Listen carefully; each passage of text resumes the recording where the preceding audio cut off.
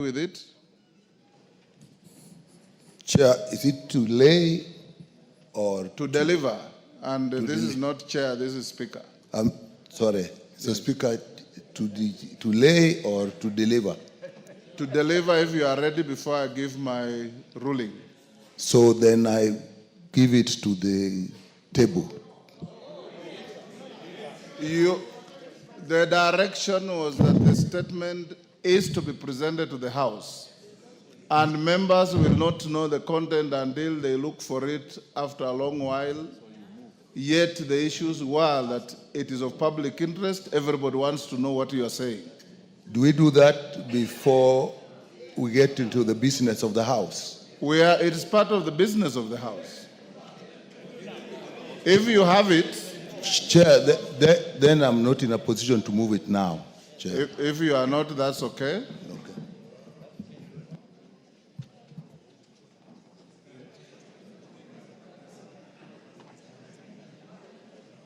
I was also requested by two members, the Honorable Dawood and the Honorable Shakil Shabir, to eulogize the passing on of His Highness Prince Aga Khan, the spiritual leader of the Ismailia Muslim community. Between the two, I don't know who is going to go first. And do you have to do it both?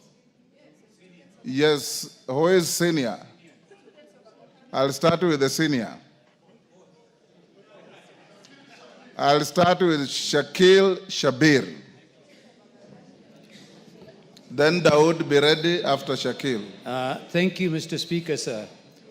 I would like to present a tribute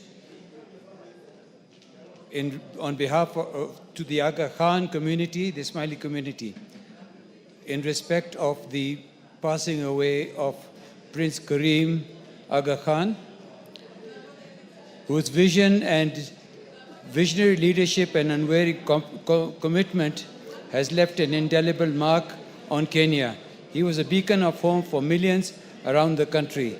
His Highness was the 49th hereditary Imam of the Ismaili Muslims, passed away on the 4th of February 2025, leaving a legacy of compassion, education, and humanitarianism. In Kenya, the Aga Khan's contribution has been transformative across various sectors. His Highness established the Nation Media Group in 1959, which has been the cornerstone of press freedom and media excellence in East Africa.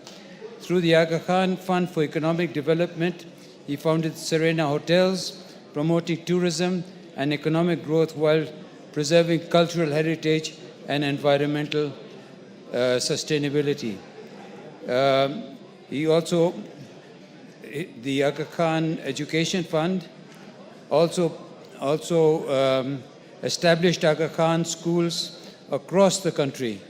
The Aga Khan Primary School in Kisumu, where I studied, was a source of pride, producing generations of well-educated individuals who continue to contribute to the nation's development. This institution has even got up to 95%. They were recognized as the top school for a number of years. The Aga Khan hospitals in Nairobi and Mombasa and Kisumu and the Aga Khan University Hospital stands as a beacon of quality health care, providing cutting-edge medical services and also reducing the need for Kenyans to seek treatment abroad. His Highness has also played a pivotal role in education, establishing the Aga Khan academies in Mombasa and Kisumu. As we mourn His Highness, we mourn the loss of His Highness, let us also celebrate his remarkable achievements and the enduring impact of his work in Kenya and East Africa. May his legacy inspire us to strive for a better, more compassionate world. Thank you, Mr. Speaker, sir. Thank you, Dawood Rahim. Thank you, Mr. Speaker. Mr. Speaker, I want to give a tribute to the late His Highness, the Prince Aga Khan Al Husseini Aga Khan V, Honorable Speaker, pursuant to Standing Order 43.1, I rise with a heavy heart to pay tribute to our towering figure whose legacy of service, wisdom, and compassion has left an indelible mark on our world. The late His Highness Prince Karim Al Husseini Aga Khan IV, the founder and chairman of the Aga Khan Development Network Foundation. Honorable Speaker, the late Prince Karim Al Husseini Aga Khan IV was not only a spiritual leader, but also a visionary humanitarian and a champion of progress whose impact transcended borders, faiths, and generations. For over 6 decades, the Aga Khan dedicated his life to uplift communities, advancing education, strengthening healthcare, and fostering economic development. His leadership of the Ismaili Muslim community was marked not only by the spiritual guidance, but by the unwavering commitment to pluralism, unity, and the dignity of all peoples, regardless of background. Honorable Speaker, through the Aga Khan Development Network, he transformed lives in ways few have ever done. The late Prince Karim Al Husseini Aga Khan V understood that leadership is not measured by power, but rather by service. He stood as a bridge between civilizations, a voice of reason in times of division, and a steadfast believer in the power of knowledge. His advocacy for inclusivity and social cohesion remains an inspiration to leaders across the globe. His legacy continues through the institutions he built, the lives he changed, and the values he instilled in all who had the privilege to know him.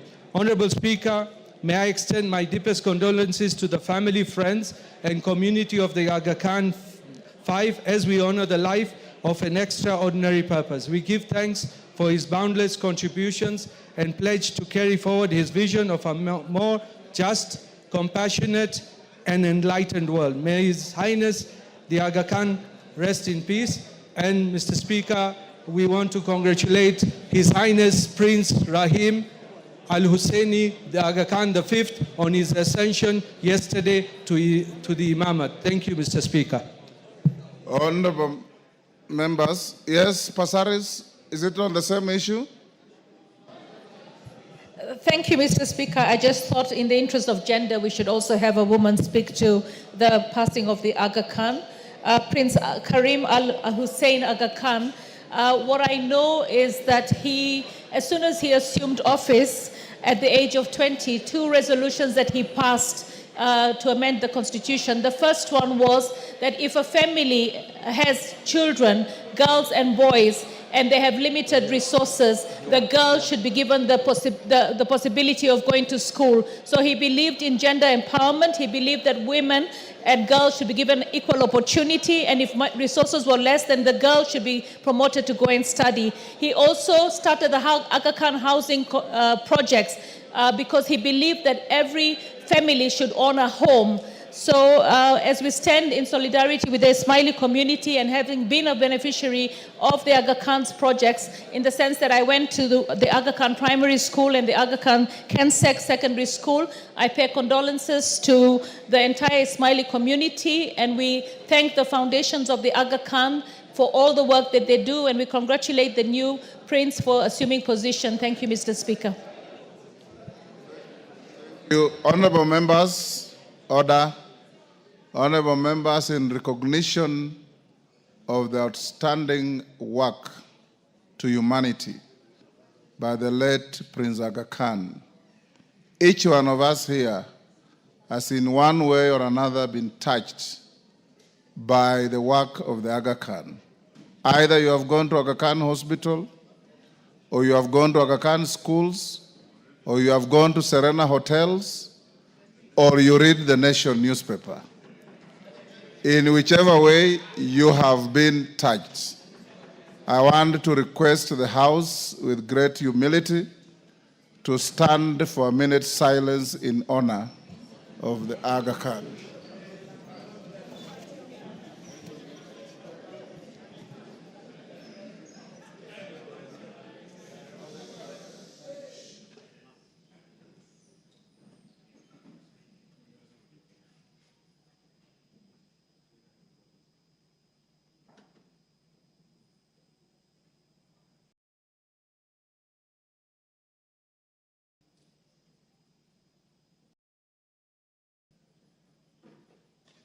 Thank you. Go back to communication.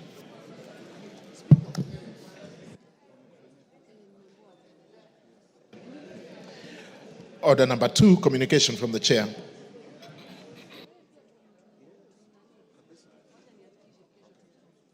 Honorable members, those on their feet, take your seats.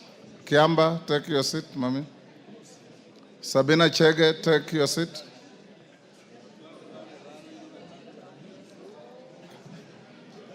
Honorable members, I have a communication to make on the leadership and continuity of the business of the House in the 4th session of the 13th Parliament. Honorable members, during the afternoon sitting of Tuesday, 11th February 2025, the member for Suba North, the Honorable Millie Odhiambo Mabona MP, rose on a point of order in relation to the designation of the majority and minority parties in the House and their respective leadership. In the point of order, the Honorable Millie noted that she had been aware of a judgment of the High Court in Nairobi, High Court case number E202 of 2023, Kenneth Njagi Njiru versus State Law Office and Jubilee Party of Kenya, where the court had declared the ruling contained in the communication made on 6 October 2022 on the majority and minority parties in the National Assembly as unconstitutional, null and void. In her view, the judgment declared the Azimio la Umoja One Kenya coalition party as the majority party. The Honorable Millie further noted that she had submitted a letter to the Speaker seeking the recognition of Azimio la Umoja One Kenya coalition party as the majority party and conveying the names of the Honorable Junet Mohammed as the majority leader and the Honorable Robert Mbui as the deputy majority leader.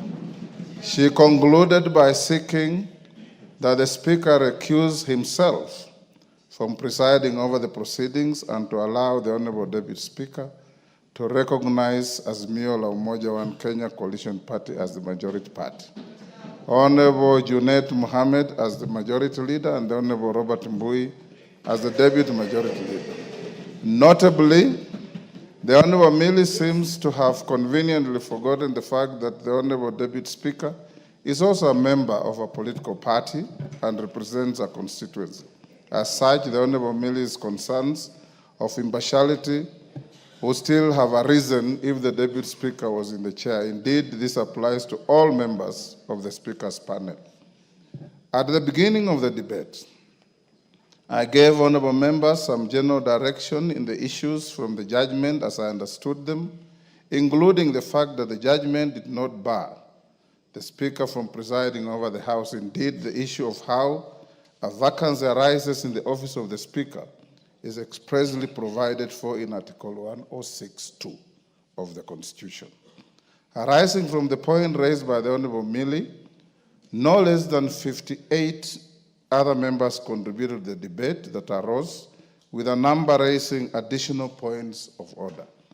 This included the Deputy Speaker, the Honorable Gladys Boss, Honorable Kimani Chungwa, the Honorable Junet Mohammed, the Honorable Adan Kainan, the Honorable Silvanos Osoro, the Honorable Sabina Chege, the Honorable Christopher Seka, the Honorable David Ocheng, the Honorable George Murgara, the Honorable Joseph McClap, the Honorable Omboko Milemba. Other members who contributed on the point of order were the Honorable Major Retired Bashir Abdullahi, Honorable Betty Maina, Honorable John Kiari, Honorable Timothy Kipchumba, Honorable Raphael Wanjala, Honorable John Chikati, Honorable Zahir Janda, Honorable Robert Mbui, Honorable George Murgara, I think that's repeated, Honorable Doris Donya, Honorable Wanami Wamboka, Honorable Tienda Molo, Honorable Karole Omondi, Honorable Mwengi Mutuse, Honorable Duncan Madenge, Honorable Didmas Baraza, Honorable Jane Kagiri, Honorable Emmanuel Wangwe, Honorable Peter Kaluma, Honorable Dr. Lillian Kogo, Honorable Gideon Kimaio. Additionally, Honorable Nabina Bwera, Honorable Marian Kitani, Honorable Sakimba Parashina, Honorable Joyce Bensuda, Honorable Captain Retired Roeda Obo, Honorable Dr. Makali Mulu, Honorable Chiforo Mondo Mangale, Honorable Gidinji Kishimu, Honorable Majimbo Kalasinga, Honorable Dr. Robert Pukose, Honorable Musili Mawadhe, Honorable Kasim Tandaza, Honorable Baro Mohammed, Honorable Alice Nganga, Honorable TJ Kajwang, Honorable Dr. James Sinyikal, Honorable Ruth Odinga, Honorable Geoffrey Ruku, Honorable Dr. Wilfred Oundo, Honorable Kakai Bisau, Honorable Titus Lote, Honorable Ferdinand Wanyonyi, Honorable Kuria Kimani, Honorable John Waluke, Honorable Rahim Daoud, Honorable Gonsirai, and the Honorable Moses Kirima contributed to the debate. In broad summary, the ensuing debate crystallized the following issues. A, whether the court in its findings designated any party as the majority party or any party as the minority party in this House, and if in the affirmative, whether this was an invitation to the whips to invoke the provisions of Standing Order 19A and 20 on the submission of freshly elected party leaders. B, what were the implications of the judgment to the continuity of the business of the House, noting that the court expressly declined to grant the prayers sought by the petitioners to declare Azimio la Umoja One Kenya Coalition Party as the majority party and Kenya Kwanza as the minority party. Whether the judgment rendered the constitution of the House Business Committee, which is the core business at the first sitting of the House in a new session, impossible. Whether the judgment rendered the transaction of the business of the House impractical, and if in the affirmative, whether any intervention ought to be made so as to facilitate the National Assembly to continue discharging its constitutional responsibilities. What were the specific findings of the court in the judgment in question, and what is the effect on the proceedings and resolutions of the House in the pre-judgment 13th Parliament? Whether the judgment affects other facets of the House that are determined by the relative majorities and coalition agreements, such as the deputy party leaders, whips, chairs, chairing and membership of all House committees, membership of the Parliamentary Service Commission, nominations to the IEBC selection panel, and the Commission on Revenue Allocation. Whether the Speaker is a member of the House and how this relates to his political rights and party affiliation, and how the role of the Speaker in the House relates to the principle of impartiality.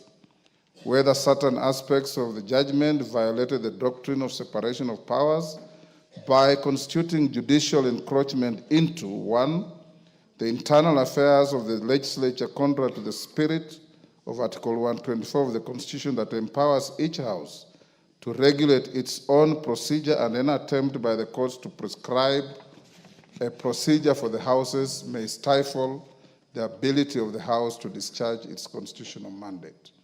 The powers, privileges, and immunities accorded to the House and its membership by Article 117 of the Constitution, if matters done by Parliament officially in the furtherance of its constitutional mandate, will attract personal liability. Members at the bar, take the nearest seats.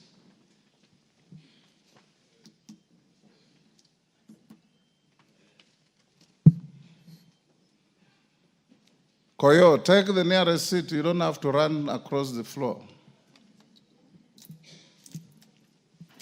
Thank you. While contributing to the debate, the Honorable Mwengi Mutuse tabled a letter dated 30th January 2024 from the Register of Political Parties indicating that the Maendeleo Chap-Chap had exited the Azimio la Umoja One Kenya coalition party with effect from 25th January 2024. On her part, the Deputy Speaker, the Honorable Gladys Boss, submitted that upon receipt of the judgment, while discharging the role of the Speaker in the absence of the Speaker who was out of jurisdiction, she instructed the Clerk of the National Assembly to seek information from the Register of Political Parties with respect to the status of the membership of the 21 parties represented in the House in any coalition and to request for certified copies of the relevant coalition agreements. At the conclusion of the debate, the Deputy Speaker tabled a response from the Register of Political Parties referred as request for information on coalition agreements dated 11th February 2025. Annexed to the response were certified copies of coalition agreements relating to A, the Azimio la Umoja One Kenya Coalition Party, the Kenya Kwanza Alliance Coalition, the Kenya Kwanza Alliance Coalition and the Democratic Party, the Kenya Kwanza Alliance Coalition and the Grand Dream Development Party, the Kenya Kwanza Coalition and the National Agenda Party of Kenya, the Kenya Kwanza Alliance Coalition and Chama cha Mashinani CCM, the Taifa Democratic Coalition. Consequently, members, I undertook to consider the concerns raised by the members and documents tabled by the Honorable Mutusa and the Deputy Speaker and to guide the House at this sitting.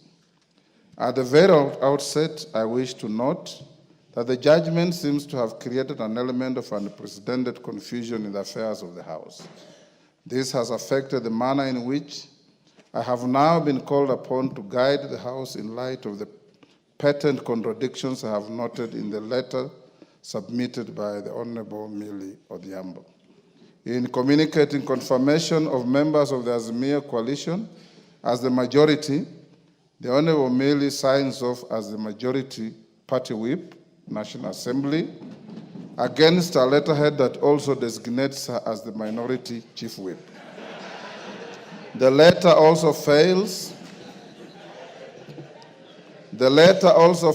to attach any records of any meeting which the alleged decision of the coalition was made as required by the very standing orders 19A and 20 that she quoted and invoked.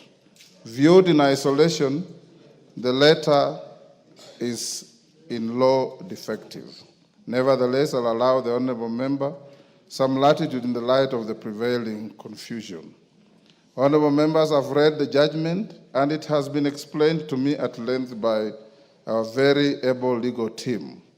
I find it quite unfortunate that misleading assertions have been made with respect to the findings of the court. Honorable Wanjala, keep your cool.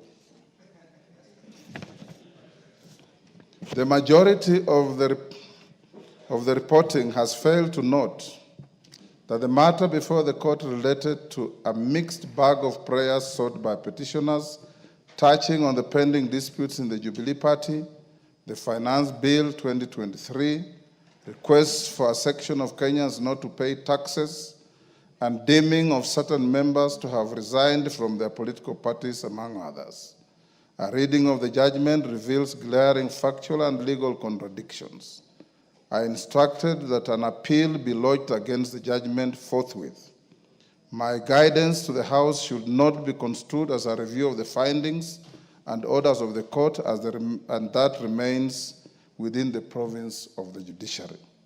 With respect to the issues raised by the members, I can only pronounce myself on matters that are necessary to facilitate the continuity of the business of the House. Consequently, the guidance I'm about to give shall strictly confine itself within those parameters.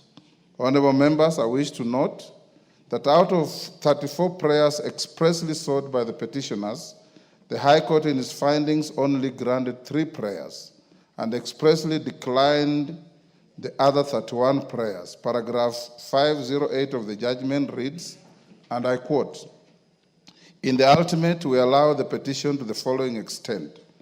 It is hereby declared," that's Roman 1, "that the question as to which party or coalition of parties is the majority in the National Assembly in the 13th Parliament was determined by the sovereign will of the Kenyan voters during the 9th August 2022 general elections. 2, it is hereby declared that the Honorable Speaker's ruling on determination contained in his communication from the Chair made on 6 October 2022 on the majority and minority in the National Assembly violated Article 108 of the Constitution and therefore is null and void. 3, it is hereby declared, I'm quoting from the judgment, it is hereby declared that the Honorable Speaker's ruling or determination from the Chair on 6 October 2022 with respect to leadership of the National Assembly on account of his determination of the majority party and minority party in the National Assembly is contrary to and violated Article 108 of the Constitution, and to that extent is null and void. 3, an order of certiorari is hereby issued quashing the Honorable Speaker's ruling or determination contained in his communication from the Chair made on 6 October 2022 on the majority and minority in the National Assembly. Subject to the foregoing orders, the court went on, the rest of the prayers in the petition are declined. Parties will bear their own costs. Honorable members, finding number Roman 4 in which the court declined to grant the rest of the prayers sought by the petitioners is quite instructive. To put it in its proper perspective, I note that at paragraph 33, appearing on page 6 of the judgment, the petitioner had expressly sought that the court grants the following prayers, among others. D, that a declaration be issued to declare that the Azimio la Umoja One Kenya coalition is the majority party in the National Assembly of Kenya based on the outcome of the election of members of the National Assembly held on 9th August 2022. That a declaration be issued to declare that the Kenya Kwanza Alliance is the minority party in the National Assembly of Kenya based on the outcome of the elections of members of the National Assembly held on August 2022. I reiterate that it is in its final orders and in particular at paragraph 508 Roman 4 of the judgment, the court expressly declined to grant these orders. Therefore, in quashing the communication issued on 6 October 2022, the leadership of the National Assembly in the 13th Parliament, the court did not declare any party or coalition of parties as the majority or minority party, and neither did it declare any member of this House as the leader of the majority party, nor the leader of the minority party. This addresses the first and second issues. Honorable members, yesterday when all of you submitted, I kept quiet and listened. I implore you also to keep quiet and listen. It's a quid pro quo. Even the Honorable Millie, who raised the issue, is conducting herself like the distinguished lawyer she is, listening quietly. And for us, when we go to court as lawyers, even when the court rules against you, you stand up, bow, and say, I'm much obliged, my lord.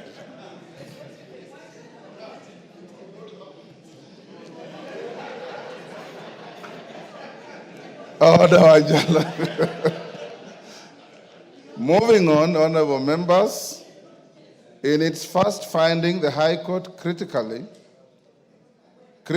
held that the question as to which party or coalition parties in the majority in the National Assembly in the 13th Parliament was determined in August 2022. Whereas the finding of the court is a statement of fact and of law as prevailing on the 9th August 2022, the nagging question as raised by a number of members is whether the law contemplates this determination of the majority and minority parties to be static throughout the subsequent days of a term of parliament. The Constitution itself enumerates several avenues in which the number of parliamentary seats secured by a party or a coalition at a general election can be subsequently varied. First, Article 103 of the Constitution spells out 7 instances in which a vacancy can arise in the office of a member of parliament, including death and resignation, and this can drastically affect the numbers or members of a particular party. Secondly, Article 104 of the Constitution provides for the manner in which a member of parliament can be recalled by the electorate with the result and effect on the parliamentary seats secured by any political party. Thirdly, Article 105 of the Constitution provides for the manner in which the High Court can nullify the election of a member of parliament with the result and effect on the parliamentary seats by any political party. Fourth, Article 108 of the Constitution, as further expounded in the Political Parties Act, acknowledges the formation and existence of coalitions which, when varied through post-election agreements, have a result and effect on the parliamentary seats associated with a political party or coalition. For instance, apart from the dynamic complexities that we have witnessed around the composition of coalitions since the last general election, honorable members are also aware of the current existence of 3 vacancies in the office of members of parliament with respect to Banisa constituency, Magarin constituency, and Ugunja constituency. A further vacancy exists with respect to the nomination slot vacated by the Honorable John Badi. How is the House meant to treat a change in its relative majorities arising from the current existing 4 vacancies? Honorable members, to my mind, all the cited scenarios create avenues for the exercise of the sovereign will of the people to determine the majority and minority in the House. By quashing the guidance that I gave for purposes of ensuring the continuity of the business of the House, the court recreated the very same question that arose at the commencement of the 13th Parliament as to which party or coalition is the majority or minority in the House. Honorable members, the 3rd schedule to the Constitution prescribed the oath that I took pursuant to Article 74 of the Constitution before assuming office as your Speaker. Having been elected by yourselves on 8 September 2022, I swore to bear true faith and allegiance to the people and the Republic of Kenya. I undertook to faithfully and conscientiously discharge my duties as Speaker and to obey, respect, preserve, and protect and defend the Constitution. Critically, I also committed to do right to all manner of persons in accordance with the Constitution and the laws and conventions of Parliament without fear or favor, affection, or ill will. I did ask the Almighty God to help me in this crucial role and appended my signature to the physical version of the oath. With that in mind, whenever I am invited to render guidance to the House, it remains my solemn and singular duty to provide that guidance and way forward. My predecessors have previously upheld the significance of safeguarding the independence, powers, and privileges of this House and the doctrine of exclusive cognizance. Article 124 of the Constitution empowers the House to regulate its own procedure, and the other arms of government have a duty to refrain from interfering with this privilege. A question such as the one referring to the majority and minority party falls within this privilege and must, as of necessity, be guarded jealously and only resolved within Parliament. The Constitution and the laws and conventions of Parliament do not grant me the option of declining jurisdiction or issuing any guidance that effectively holds the operations of the House. My oath obligates me to ensure the uninterrupted functions of this House for the benefit of the people of Kenya. In its finding number 3, the court held that the communication was null and void. Debate arose as to whether this finding affected the propriety of all the business that the House has transacted since it was inaugurated on 8 September 2022. There were perceptions and assertions that the legislation so far passed by the House may have been voided. It should be beyond doubt that there was no order of the court in this regard to precipitate this kind of thinking, and there cannot have been such a blanket order as the issues placed before the court by the litigants did not question legality and competence of Parliament to legislate on matters before it, save for the prayers relating to the Finance Act 2023 and Appropriations Act 2023, and these prayers were expressly dismissed by the court. Members at the bar, take the nearest seats.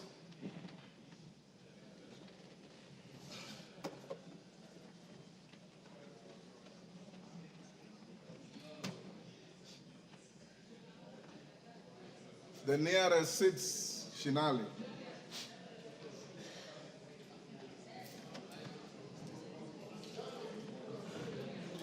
Osero, take the nearest seat. Thank you. It should be beyond doubt that there was no order of the court in this regard. Sorry, I've read that. As ably noted by the Honorable Member for Kikuyu, the decisions which arise from the business transacted by the House has no relation to which party is designated as the majority or minority. They are decisions of the House as a whole. From where I sit, no debate can arise as to the legality of the actions taken by the House prior to the invalidation of the communication. I need not belabor this point. To the critical matter at hand, Article 108 of the Constitution establishes the offices of party leaders in Parliament and outlines the order of precedence to be observed in the National Assembly as follows. There shall be a leader of the majority party and a leader of the minority party. The leader of the majority party shall be the person who is the leader in the National Assembly of the largest party or coalition of parties. The leader of the minority party shall be the person who is the leader in the National Assembly of the second largest party or coalition of parties. The following order of precedence shall be observed in the National Assembly: the Speaker of the National Assembly, the leader of the majority party, and the leader of the minority party. In determining which party or coalition of parties is the majority party and minority party, primary reference has to be made to the results of the last general election. As noted in previous guidance on the designation of the leadership of the House, the exercise must be informed by reference to formal records of membership of the political parties represented in the House and their affiliations, if any, with each other through pre- and post-election coalition agreements. It will be noted that the Independent Electoral and Boundaries Commission, IEBC, via Gazette Notice number 99509951 of 2022, both dated 23rd August 2022, Gazette Notice number 10535 of 2022, dated 5th September 2022, Gazette Notice number 10537 of 2022, dated 7th September 2022, and Gazette Notice number 10710 of 2022, dated 9th September 2022, declared all the persons duly elected and nominated as members of this House and their respective parties at the general election. With respect to the affiliation between the parties currently represented in the National Assembly, Standing Order 2B requires the Clerk of the National Assembly to obtain a certified copy of any coalition agreement entered into between two or more political parties. As guided in previous rulings by the speakers of this House, Standing Order 2B was intended to allow the House to determine its relative majorities and resolve, among others, any disputes between constitutive parties of coalitions, to the membership of the Parliamentary Service Commission, nominations to the Commission on Revenue Allocation, and positions in the East African Legislative Assembly. Honorable members, indeed, as noted by members in their contributions to the debate herein, the continuity of the business of the House and consideration of the orders of the court under finding Roman 1 of the judgment would be significantly embedded without access to the most current information on any coalitions formed or dissolved by the parties represented in the House today, and any variation in the membership of those coalitions and parties. This information must be juxtaposed against the current membership of the House. Indeed, several members, including Honorable Millie Odhiambo, Honorable Junet Mohammed, Honorable Peter Kaluma, Honorable Mboko Milemba, Honorable David Ocheng, Honorable Sabina Chege, Honorable Mwengi Mutuse, Honorable Major Retired Bashir, and others referred to what they call changed circumstances in the composition of the respective coalitions and parties within the House. Allow me to take you, honorable members, down memory lane, just but for illustration. During the 7th Parliament, where yours truly was a member, there arose a leadership dispute between Ford Asili and Ford Kenya as to which party was the official opposition. Each party had 31 seats, leading to a dramatic and humorous incident where the late Honorable Martin Shikuku, you may recall that the leader of Ford Asili was the Honorable late Kenneth Matiba, who was not having good health at the time. So Martin Shikuku, as the Secretary General of the party, was the de facto leader of the party in the House. They were leading dramatic and humorous incidents where the late Honorable Martin Shikuku and the late Honorable Mzee Jaramogi Oginga Odinga alternatively claimed the seat reserved for the leader of opposition in the House on a first-come, first-occupied basis. The dispute was finally resolved following the defection of Honorable Njuguna Njoroge from Ford Asili, the then member for Makuyu, who defected to KANU. Thereafter, Ford Kenya became the de facto official opposition party, with the Honorable Jaramogi Oginga Odinga as the leader of the official opposition, subsequently followed by the Honorable Wamalwa Kijana after the demise of Mzee Odinga. The dispute, it would therefore be beyond absurdity for your Speaker to blindly designate the leadership of the House without reference to formal communication of the membership of various coalitions and the relative majorities of the House as at today. The designation must take into account any changes in the various coalitions, vacancies in the membership of the House, and other relevant realities. As it was stated by the Deputy Speaker, in order to establish the existence and status of coalition agreements affecting the affairs of the National Assembly, she instructed the clerk to write to the office of the Registrar of Political Parties on the evening of 7th February 2025, seeking information. A, membership of the 21 political parties represented in the National Assembly in any coalition, including coalition political parties, and the dates relevant to the membership. Any variations in the membership of the coalitions and coalition political parties, and the dates of the variations. C, certified copies of pre-election and post-election coalition agreements relating to the parties and the status of the agreements. The registrar responded by a letter dated 11th February 2025 that was tabled by the Deputy Speaker yesterday, and the contents of the letter indicate as follows: that a pre-election coalition known as the Azimio la Umoja One Kenya Coalition Party, in brackets Azimio, was registered on 21st April 2022 and comprised 21 parties, namely Jubilee Party, Orange Democratic Movement, Wiper Democratic Movement, Kenya African National Union, National Rainbow Coalition, Muungano Party, Democratic Action Party, Democratic Action Party Kenya, United Party of Independent Alliance, United Progressive Alliance, Kenya Union Party, United Democratic Party, Movement for Democracy and Growth, Kenya Reform Party, Chama cha Uzalendo, Party of Peace and Democracy, National Liberal Party, People's Trust Party, Ubuntu People's Forum, Party of National Unity, Labour Party of Kenya, and the Party of Growth and Prosperity. That a pre-election coalition known as the Kenya Kwanza Alliance was registered on 3rd June 2022 and comprised 11 political parties, namely United Democratic Alliance, Amani National Congress, Forum for Restoration of Democracy Kenya, Chama cha Kazi, Communist Party, the Service Party, Tuchibebe wa Kenya Party, Farmers Party, Devolution Party of Kenya, Economic Freedom Party, and the Umoja na Maendeleo Party.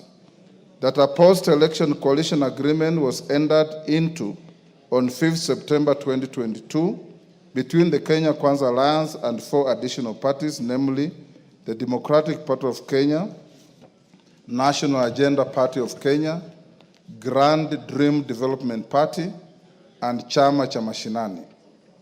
The letter from the Registrar of Political Parties did also convey that 5 parties had exited the Azimio la Umoja One Kenya Coalition Party, namely the People's Liberation Party, formerly the National Rainbow Coalition Kenya, on 6th December 2024, Maendeleo Chapchap Party on 25th January 2024, Devolution Empowerment Party on 11th April 2023, United Democratic Movement on 22nd November 2023, and Pamoja African Alliance on 27th February 2023. Suffice to mention, members, that the People's Liberation Party, formerly National Labour Coalition, does not have representation in this House. That the Amani National Congress was in the process of dissolving the party to collaborate with the United Democratic Alliance. That the Movement for Democratic and Growth, MDG, had initiated a process of exiting the Azimio la Umoja One Kenya coalition, but was yet to finalize its exit from the coalition political party. That as at 11th February 2025, the Pamoja African Alliance, PA, Maendeleo Chapchap, MCCP, United Democratic Movement, UDM, and the National Ordinary People Empowerment Union, NOPEU, are not members of any registered coalition or coalition political party. Honorable members, I put emphasis on the information provided by the Registrar of Political Parties that the said 4 political parties are not members of any registered coalition or coalition of political party. It is notable that even if it was to be assumed that the 4 vacancies were to be filled in favor of the parties under which the former members were elected or nominated and their number added to the computation of the 2 coalitions, the Azimio la Umoja One Kenya Coalition Party would still not attain a majority of the members in the House.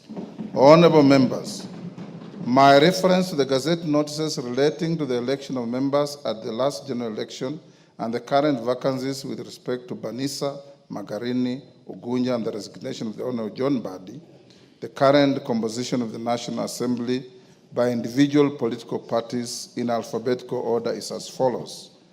Amani National Congress, 8. Chama cha Mashinani, 1. Democratic Alliance Party of Kenya, 5. Democratic Party DP, 1. Fort Kenya, 6. Grand Dream Development Party, 1. Jubilee Party, 28. Kenya African National Union, 6. Kenya Union Party, 3. Maendeleo Chapchap, 2. Movement for Democracy and Growth, MDG, 1. National Alliance Party of Kenya, 1. National Ordinary People Empowerment Union, NOPEU, 1. Orange Democratic Movement, ODM, 83. Pamoja African Alliance, PA, 3.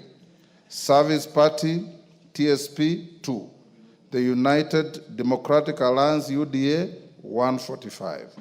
United Democratic Movement, UDM, 7. United Party of Independent Alliance, UPIA, 2. United Progressive Alliance, UPA, 1.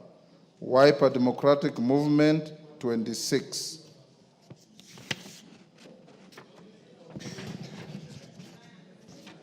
A simple calculation of the cited numbers with reference to the communication and coalition agreements received from the register of political parties indicates the cumulative number of the members of the constituent parties of the Azimio la Umoja One Kenya Coalition Party and the Kenya Kwanza Alliance as follows.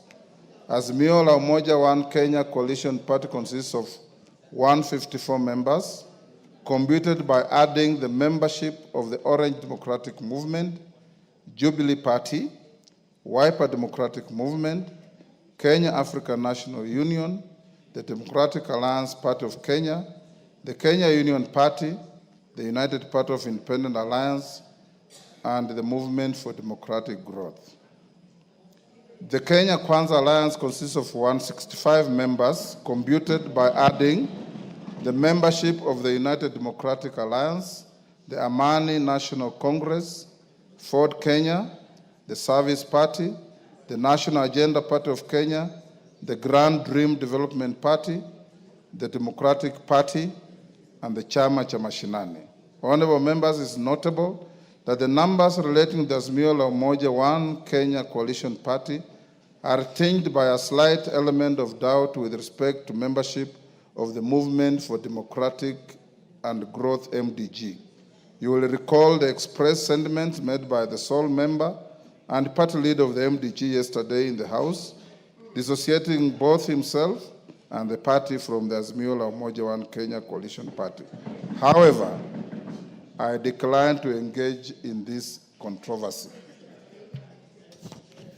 Arising from the foregoing, the Kenya Kwanza Coalition is the majority party, and the Azimio la Umoja One Kenya Coalition Party is the minority party in the House. I have not received order. I still have a little more to go. I have not received any further communication from the Kenya Kwanza Coalition replacing the member for Kikuyu, the member for Kilifi, the member for South Mugirango, and the member for Marsabit County as their preferred leadership in the House. Similarly, I have not received any communication from the Azimio la Umoja One Kenya Coalition Party replacing the member for Suna East, the member for Kadiani, the member for Suba North, and the member for Embakasi West as their preferred leadership in the House. Consequently, the leadership of the House remains unchanged. Permit me at this stage, honorable members, to address the fate of 14 members who, as per the letter from the Registrar of Political Parties, belong to parties other than parliamentary parties that are not affiliated with the two identified coalitions in the House. I wish to reiterate that the 14 members and all independent members shall be treated equally in nomination to the committees of the House and access to any other attendant entitlements. The Speaker shall, under Standing Order 174-2B, decline to approve any list of members nominated to serve in committees that does not take into account interests of all members, including the 14. Honorable members, under Standing Order 172, the Committee on Selection is responsible for nominating members to serve in all committees, including the remaining 17 sessional committees that I listed yesterday in the communication on resumption of sittings for the fourth session and the lapse and reintroduction of business. I urge the committee to prioritize the constitution of the Budget and Appropriations Committee in light of the communication that I gave you earlier on the budget policy statement. In summary, therefore, honorable members, I guide as follows. The Kenya Kwanza Coalition is the majority party in the House. Azimio la Umoja One Kenya Coalition Party is the minority party in the House. To the extent that I have not received any communication of the Azimio la Umoja One Kenya Coalition Party or the Kenya Kwanza Coalition replacing their leadership in the House, the leadership existing as at the end of the last session remains the leadership of this House. I thank you.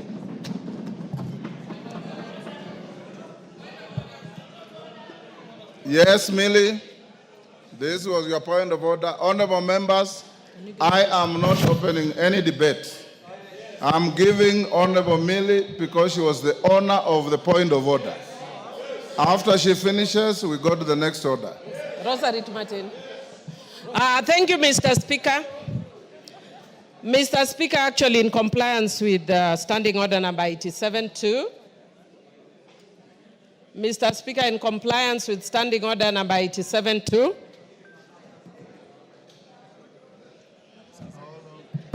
Somebody was calling me. Yes, I just wanted to indicate that in compliance with Standing Order number 87-2, I am actually not going to raise any issues regarding... May I have my standing orders? Go on now. Thank you. Yes, go on. Yeah, thank you, Mr. Speaker. Mr. Speaker, I just wanted to say that in compliance with Standing Order number 87-2, I will not raise any issues regarding the communication that you have just given. I'm a very law-abiding citizen and cognizant of our standing orders. And further, Mr. Speaker, I also just wish to indicate that as Azimio, and much more so, those of us who are very keen on ensuring that Baba clinches the AU position, we want to be sure that we follow the rule of law and that we support a broad government which is not based. And we are encouraging the government to be both broad and based. It is broad but not based. For those who have not learned literature, understand what I'm saying. This government is broad, but it is not based. So don't call us to be in a broad-based government. It has to be broad-based government. And Mr. Speaker, I also just want to say that as Azimio, we follow. No, I'm not going to congratulate you. Mr. Speaker, this one is talking towards me, but I ignore him. Ignore him, you are senior. He should listen to me. I'm ignoring him. Osoro. As Azimio. Honorable Osoro. But Mr. Speaker. Millie Odhiambo is your learned senior. Yes. Listen to her. But Mr. Speaker, don't even worry, I can handle him. I'm capable in all manner to handle him. Mr. Speaker, as adherents, as Azimio, we are adherents to the rule of law. And Mr. Speaker, as those who adhere to the rule of law, I want to indicate just that the way you say as lawyers, yeah, that we speak as lawyers. Yes. I want to indicate that as Azimio, we very respectfully disagree. I will not go to the substance. But we very respectfully disagree with your communication. And Mr. Speaker, I want to say, again, a philosophy in my local community that says, Ngamatek konyono kwesimeru. When a strong man steps on your mother's pipe, you tell your mother to remove her pipe. That philosophy acted when my mother, in the generation of my mother. In my generation, if angamatek onyonokwesimeru, you point at the eyes. You point at the eyes of Ngamatek, respectfully. So, Mr. Speaker, I want to say that today, you are Ngamatek. Ngamatek is the strong man. You are stepping on my mother's toe. But I will respectfully tell you, Mr. Speaker, that I don't agree with you as a strong man, that you are stepping on my mother's toe. And as Azimio, we are going to take further action until you stop stepping on my mother's pipe. And I respectfully, Mr.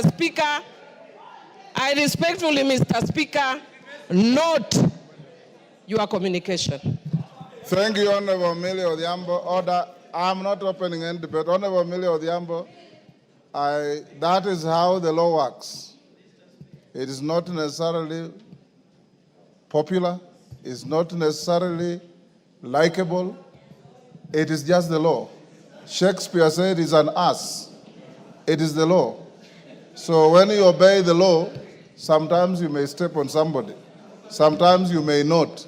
But the law remains the law, and in the law we trust, in our constitution we trust. Finally, I want to join all of you in wishing our patriarch, our leader, Raila Amolo Odinga, success in the election as the chair of the African Union Commission, where the first vote to be cast will be that of President William Samoei Ruto of Kenya. I have also, Honorable Millie Odhiambo, directed the majority leader and his counterpart after this ruling that in constituting committees, they should go beyond broad and base. Order. I will not open any debate. Next order.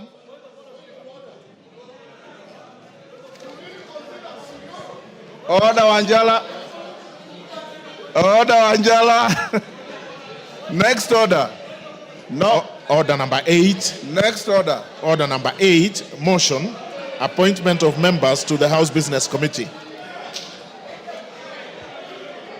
Majority Leader.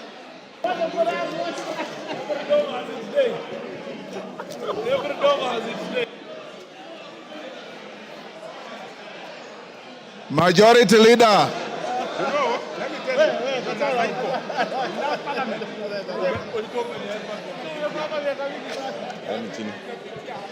Thank you, Honorable Speaker. Honorable Speaker, I beg to move that pursuant to the provisions of Standing Order 17-1, Order, members. Those who are recessing, recess quietly.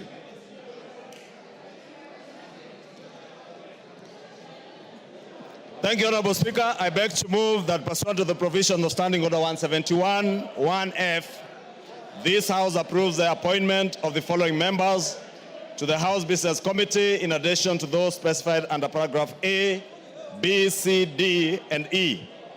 1, the Honorable Omboko Milemba, CBS MP. 2, the Honorable Robert Mbui, CBS MP. 3, the Honorable Faith Wairimo Gitao, MP. 4, the Honorable Samuel K. Chepkonga, CBS MP. 5, the Honorable Adan Welie Keinan, CBS MP. 6, the Honorable Tom Joseph Francis Kajuang, MP. 7, the Honorable Sarah Paulata Korere, MP. 8, Who is the on a Honorable point of Joshua. order?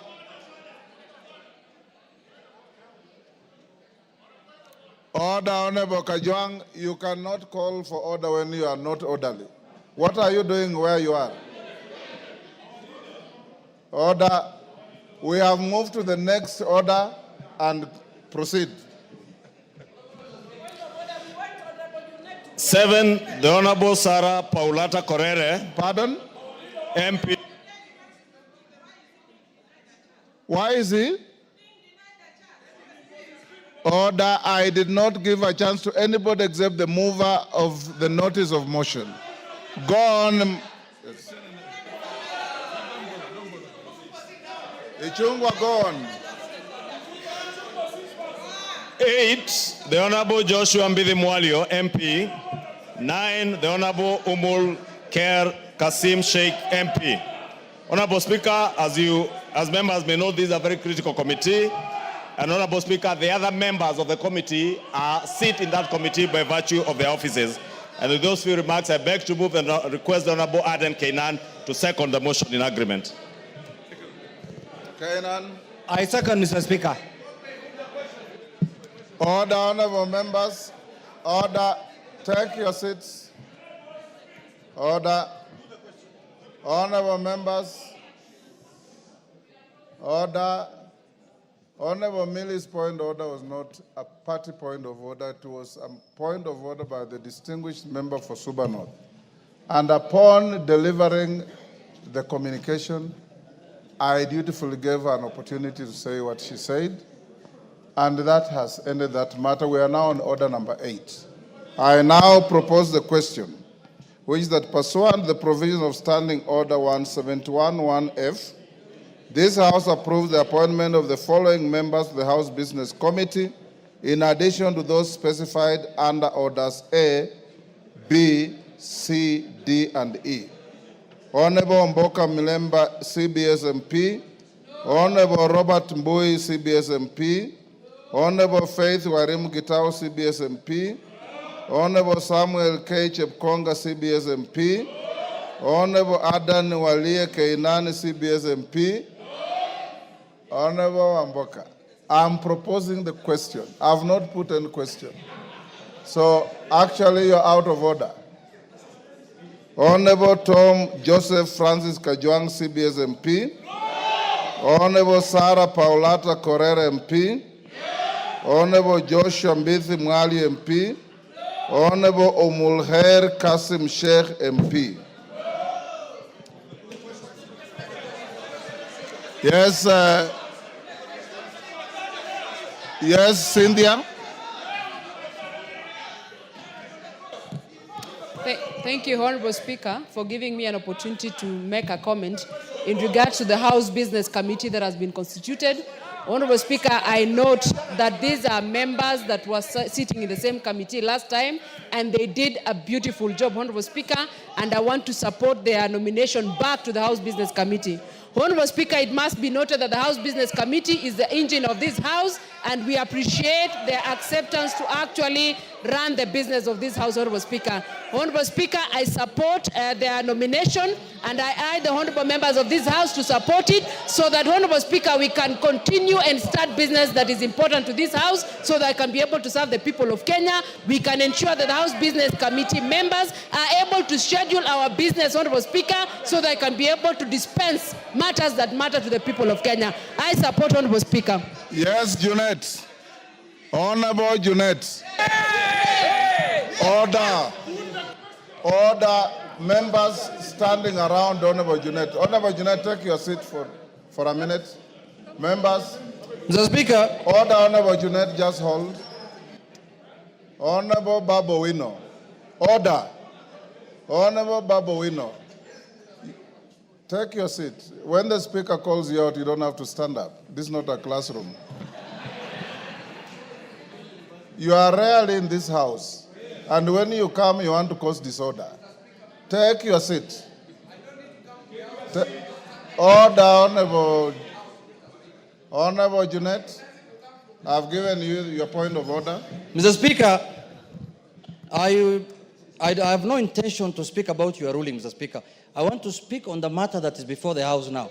Mr. Speaker, under instructions from our parliamentary group, Mr. Speaker, before you put the question, I have been asked to convey to you on the floor of the House that we have withdrawn our members from the House Business Committee, Mr. Speaker. Yes. So it will be a nullity for the House to pass the membership from our side, Mr. Speaker. Now you can consider me as majority or minority, whichever way you can take. Yeah. Honorable Junet, a question has already been proposed.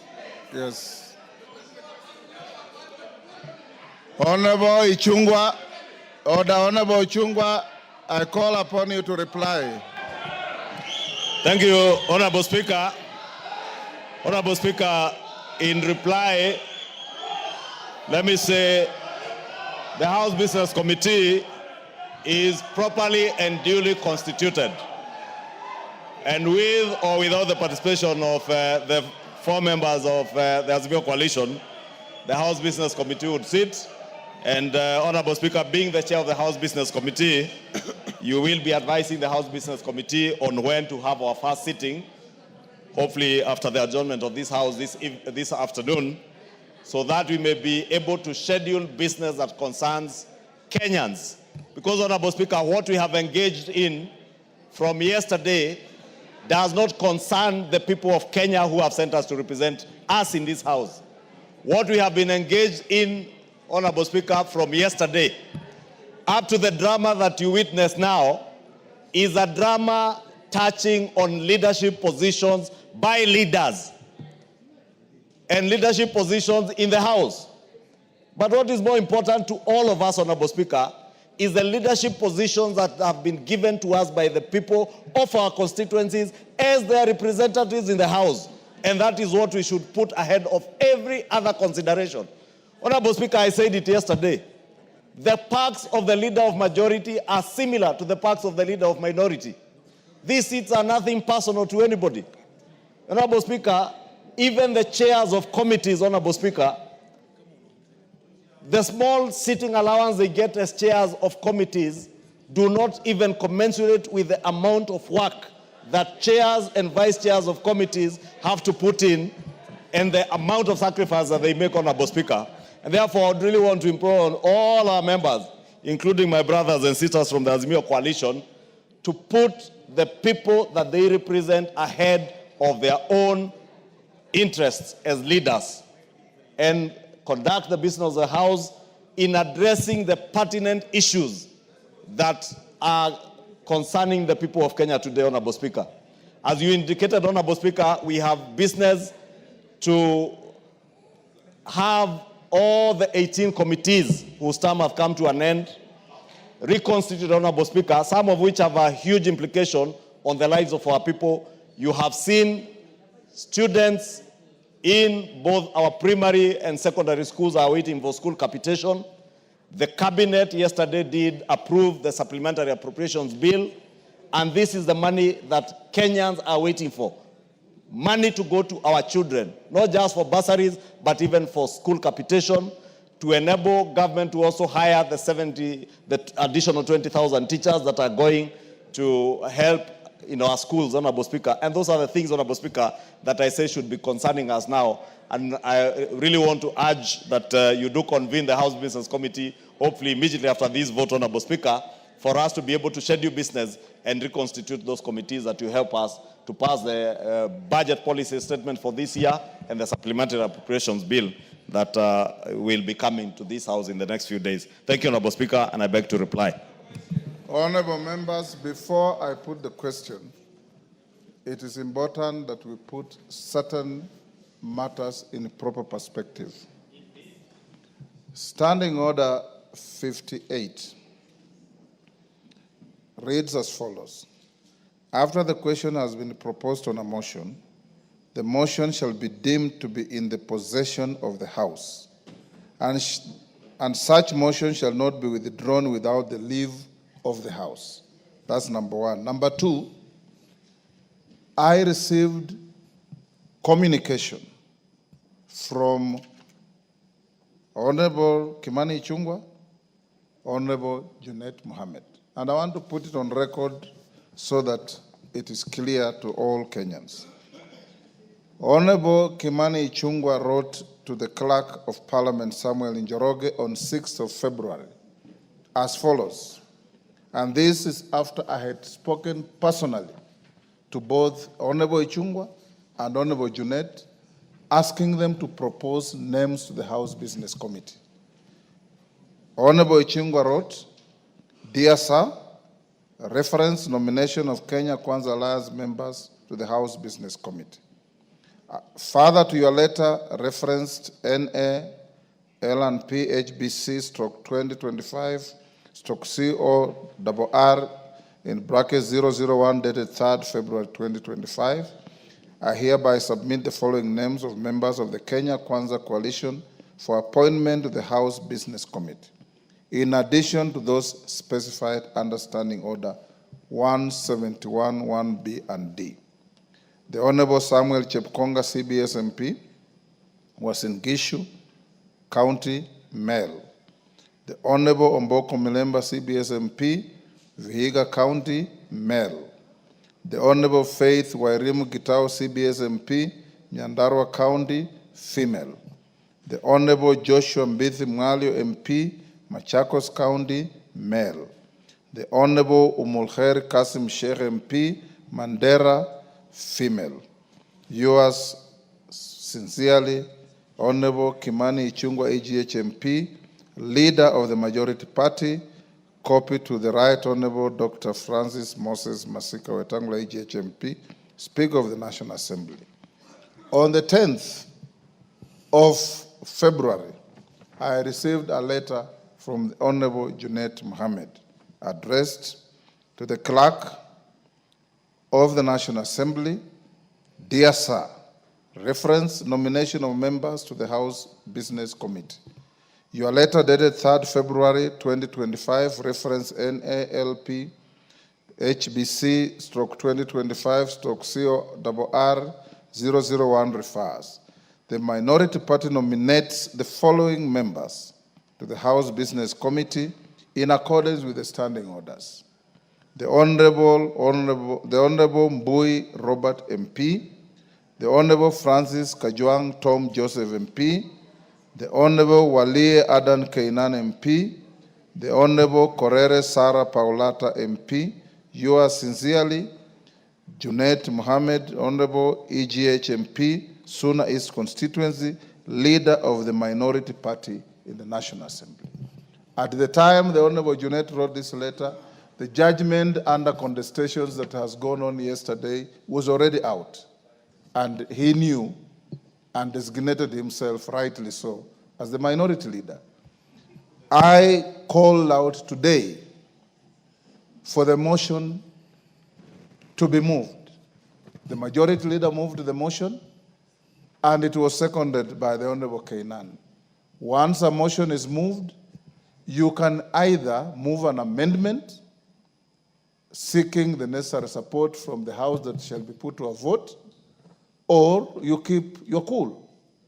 You do not change the content of a motion by picketing on the floor of the House and making statements that are completely unparliamentary and unhelpful.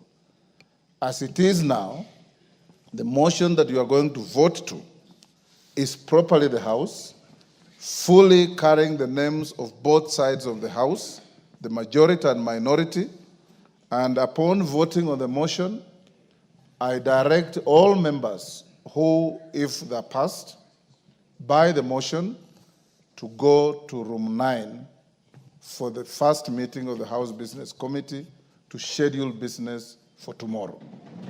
And this House must, and I repeat, we have a greater duty to the people of Kenya than the shenanigans that we want to display here. The mover of the point of order yesterday, Honorable Millie Odhiambo, said she respects the outcome. She doesn't agree. That is part of fair game in an arena that is judicial or quasi-judicial, like this House. Like I said, we go to court, you lose a case, you don't fight the judge, you don't insult the judge, you say, much obliged, my lord, you'll come to fight another day. That is how the law works. I now put the question, honorable members, that pursuant the provision of Standing Order 171-1, and I repeat, no member listed on this motion has been withdrawn, because the withdrawal of any member on a motion like this can only be through an amendment to the motion. I now put the question, which is that pursuant the provision of Standing Order 171-1F, this House approves the appointment of the following members to the House Business Committee in addition to those specified under paragraphs A, B, C, D, and E. Honorable Mboko Milemba, CBS MP. Honorable Robert Mbui, CBS MP. Honorable Faith Wairimu Gitau, CBS MP. Honorable Samuel K. Chepkonga, CBS MP. Honorable Adan Wailie Kainan, CBS MP. Honorable Tom Joseph Francis Kajwang, CBS MP. Honorable Sarah Paulata Correra MP. Honorable Joshua Mbithi Mwalio MP. Honorable Omolher Kasim Sheikh MP. As members of that opinion say aye. Aye. Will those of the contrary opinion say nay? The ayes have it. Honorable members, you may be upstanding, there being no further business in the House. The House stands adjourned until tomorrow, Thursday, the 13th February 2025 at 2:30 p.m. And before the Speaker's procession, members who have been approved to the House Business Committee move to room 9 immediately for the House Business Committee.